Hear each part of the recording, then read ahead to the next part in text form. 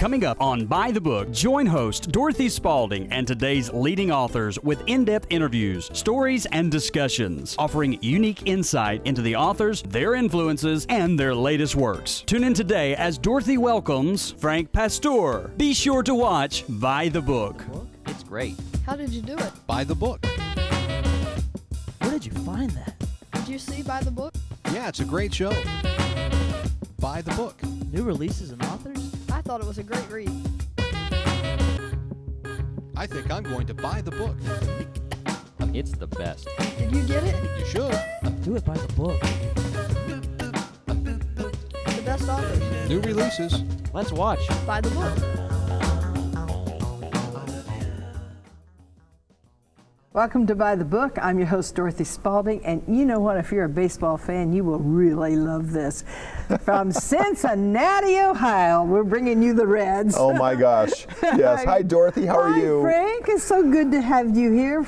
He was a pitcher, Frank Pastore, and you were a pitcher with the Reds. Yeah, well, let's do a disclaimer, though. If you're a big-time baseball fan, you probably may remember me. If you collect cards, I'm at the bottom of the box.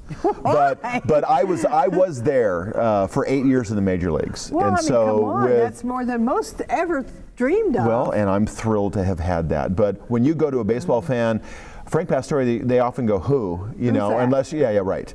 I can prove it. There's a picture of you right here. Yes. It's got your name on it. That's and right. You pitching that ball. I did. Well, tell me about what happened, Frank. The book is entitled Shattered, and Yes. Dorothy, it's because I grew up as an atheist. I grew up as someone who didn't believe in all this Christian mumbo-jumbo stuff. Why?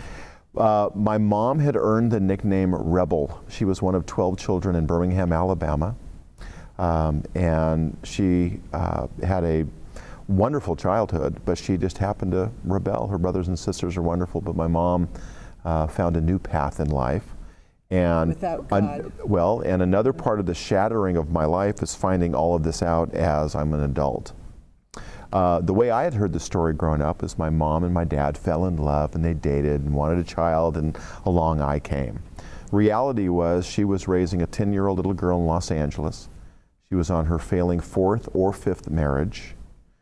She was living with the guy. She got pregnant with me, and instead of having another abortion, she decided to give birth to the child, and that was me. She fully intended to divorce my dad right after the baby was born, and then when the baby was 3, and then 5, and then 9, they had a horrible relationship to the point where it wasn't pots and pans flying, but it was more a Cold War.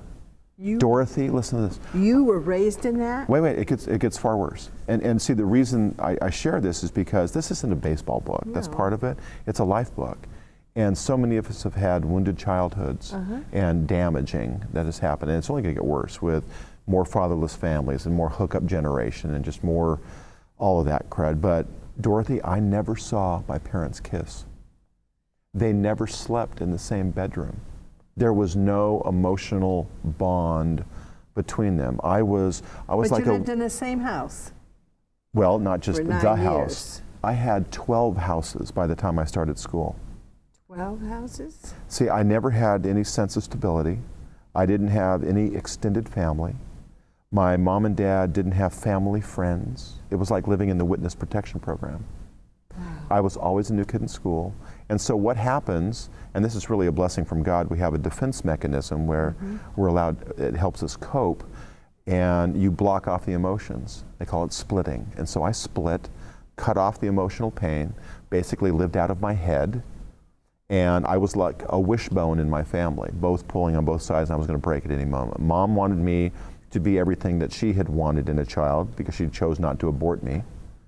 My dad, since he was 43 when I was born, and she was 40, so this is in 1957, I'm 52. And so this was, you know, all kinds of dynamics are wrong. But I grew up in that environment, and the way I escaped was pouring myself into baseball. I literally, put it this way, Shattered is a book of paradoxes, and I think a lot of people can relate. It's where, here I was literally the last kid picked in 7th grade PE because I couldn't dribble a basketball, I couldn't run, Not because of a disability. It's just I wasn't athletic. You never did And those I things. became a major league professional baseball player. I wasn't that good of a student, and then through a story that we'll get into, I earned 2 master's degrees and was doing a PhD when I got the radio show in Los Angeles. Didn't have good parenting modeled for me, didn't see what marriage was like, and I married my high school catcher's little sister, and we've been married 32 years. Isn't And so that it's what God something? does, you know? and it's what God does, but it's also not living in your past. A lot of people live in their past all the day, every day, just they don't get out of the past. Yeah. All the past hurts, they just don't know how to break it off, how to go forward. But something in you, even though you didn't have God, pushed you. Well, wait. go forward. That's great. See, and you haven't read the book, which is wonderful. The way that you set that up, that actually happened way after I was not only a Christian, but had gone to seminary and was a seminary professor. That happened. Let me briefly tell you that story. Okay. So, because what you asked about was the pain and people living in the past or stuffing it. I stuffed it.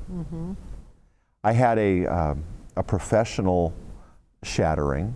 I think anyone who's had a business dream or a venture or a partnership, or they wanted to start a Christian bookstore, or just whatever that professional dream was, I had that in ministry.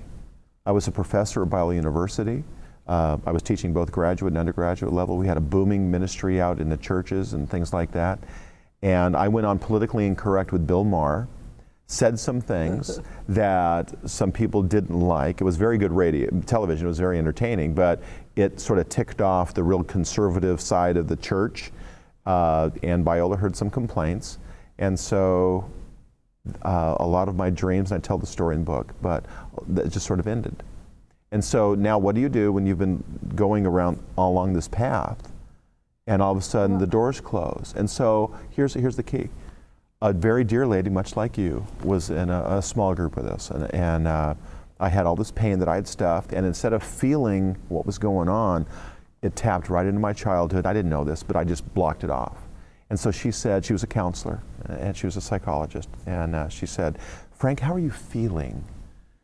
And I went through my typical guy to-do list, out of my head. She goes, no, how are you feeling? And I was like, Judy, that's like asking how tall purple is. What do you mean? And then she got tears in her eyes and basically said, "You're not feeling it. I want you to get help. I want you to talk to somebody." So here I am, ex-Major League Baseball player, happily married, don't cheat on my wife, I'm a goody-good guy, seminary professor, teaching the Bible, doing Christian worldview, doing all this kind of stuff, doing radio. And she had encouraged me with much love in her heart, and our closest friends basically said, "Yeah, go talk to somebody."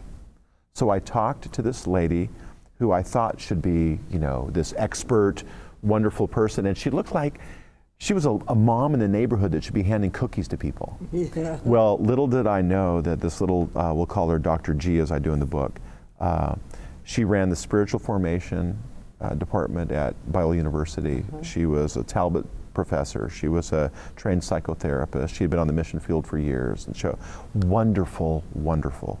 So we sat down. She's not at all impressive to look at, but this little Yoda, became a Jedi Knight in time. And you know what she did? She helped me connect the dots of realizing the pain that I had had in my childhood, the coping mechanism I had had, the split, and that all of that was going on. And we blame ourselves when we're really honest. It's just, I must have done something wrong. Children that suffer abuse feel that way. Oh, I must have lured him, or I must have done something. And so you have this guilt and this shame and all that crud. So I was there, I relate. And so she helped me realize it wasn't, quote, my fault, and that the coping mechanism. Now that's just one part of Shattered. Yeah, but you went so fast. I know. I want to go back to the part where, you're running all these different houses, living with your family, no relationship with your dad. Your dad doesn't throw balls to you. Actually, he does. That was the only thing we had. He was a high school dropout from the Italian ghetto in Los Angeles during the Depression, and he was a construction iron worker. And he walked the high steel like in the cartoons.